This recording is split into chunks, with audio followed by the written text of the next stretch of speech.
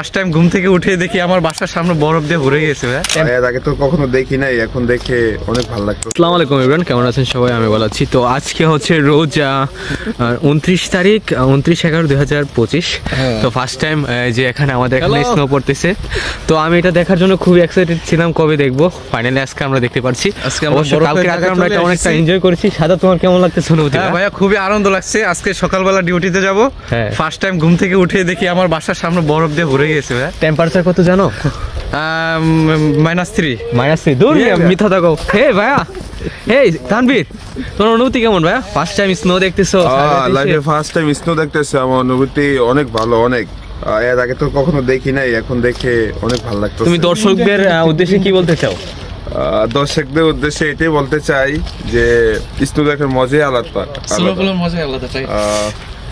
এই মুহূর্তে তুমি তোমার গার্লফ্রেন্ডকে বা তোমার ওয়াইফকে মিস করতেছো না? অনেক মিস করতেছি, অনেক অনেক। তাকে নিয়ে কি বলতে চাও?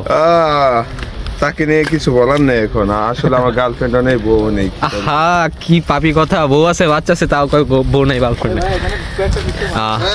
এই যে দেখুন গাইস, কি পরিমাণে স্নো পড়তেছে। সো গাইস, আজকের ভিডিও ছিল এই পর্যন্তই।